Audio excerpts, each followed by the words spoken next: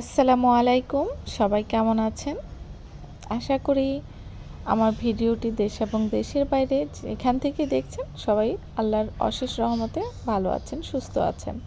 রাফসা আমার পাশ থেকে হচ্ছে খেলা করতেছে, তো ওর একটু একটু কথা বলার আওয়াজ আপনারা পাবেন। তো কয়েকদিন আগে স্বপ্ন থেকে রাজু কিছু 1 কেজি খিচুড়ি মিক্স নিয়ে এসেছিল। তো ও হচ্ছে বায়না করলো যে ওইটা যাতে আজকে রান্না করি, ছুটির দিন।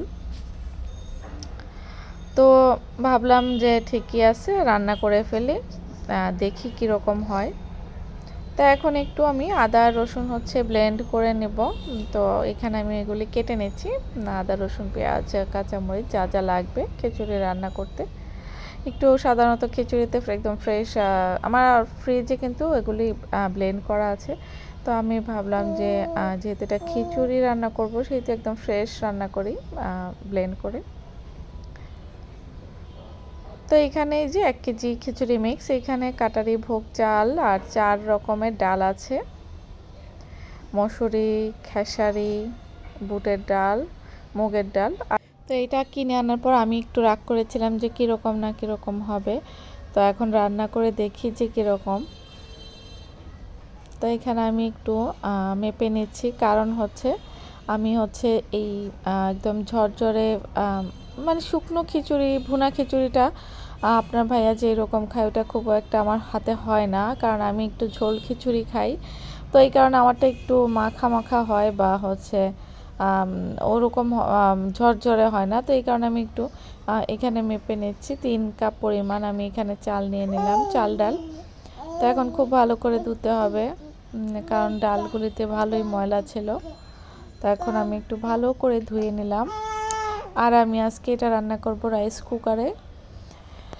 তো রাইস কুকারে খিচুড়ি, বিরিয়ানি, পোলাও ভালোই লাগে খেতে। তো আপনাদের ভাইয়া বললো যে রাইস কুকারে করো। তো এখানে আমি একটা তেজপাতা, দুটো ছোট ছোট হচ্ছে দারচিনি, দুটো এলাচ আর দুটো হচ্ছে লং দিয়ে দিচ্ছি। খুব সামান্য পরিমাণ এখানে মশলা দেবো। খিচুড়িতে খুব বেশি মশলা হলে ভালো লাগে না, কারণ খিচুড়ি অনেক রকমের ডাল দিয়ে যখন খাওয়া হয় এমনিতেই কিন্তু ফ্লেভারফুল থাকে। তারপর আমি কিছু হচ্ছে ফ্রেশ কেটে রাখা পেঁয়াজ দিয়ে দিচ্ছি, আর দিয়ে দেব কয়েকটা কাঁচামরিচ। আর আমি আজকের এই খিচুড়িটা রান্না করব কোনো রকম গুঁড়া মরিচ ছাড়া। খিচুড়িতে গুঁড়া মরিচটা খুব একটা ভালো লাগে না। তারপর আমি কিন্তু ঝোল খিচুড়ি যখন আমি রান্না করি আমার মাঝে মাঝে দিই, তবে আজ ভাবলাম যে দিব না। রাফসাও যেহেতু আমাদের সাথে একটু খায়, তো ঝাল একটু কম দিব। আর এই কাঁচামরিচটা খুব একটা ঝাল না, গ্রানের জন্যই দেওয়া মূলত। আর হলুদের গুঁড়ি, ধনিয়া গুঁড়ি, লবণ দিয়ে দিলাম। তেলটা আমি পরে দিব যখন এটা একটু হাতে মেখে নেব। আর এখানে ব্লেন্ড করে রাখা আদা আর রসুনটা দিয়ে এখন ভালো করে মেখে নেব। এটা একবারই বসায় দেব, যেহেতু রাইস কুকারে করব, তো একবার বসায় দিলেই ভালো লাগবে। তো আমি এখানে 3 কাপ পরিমাণ পানি নিয়েছি। তো আমি 7 কাপ 3 কাপ পরিমাণ চাল, তো 7 কাপ পরিমাণ পানি দিয়েছি। দেখা যাক কীরকম হয়। আপনার ভাইয়া খুব বেশি ঝরঝরে খায়, আর আমি আবার একটু সফট খাই। আবার একটু যদি রাফসা খায়, রাইফ খায়, তো একটু সফটও করতে হবে, কারণ আমি আর একটু পানি বেশি দিলাম। তো এই যে কিছুক্ষণ পর, খুব একটা সময় লাগেনি, হয়ে গেছে। খুব সুন্দর গ্রান আসছে। আর এখন একটু ঘি দিয়ে দিব। ঘিটা দিলে তো অন্য রকম আসলে একটা স্বাদ আসে খিচুড়ি বা পোলাও বা বিরিয়ানিতে।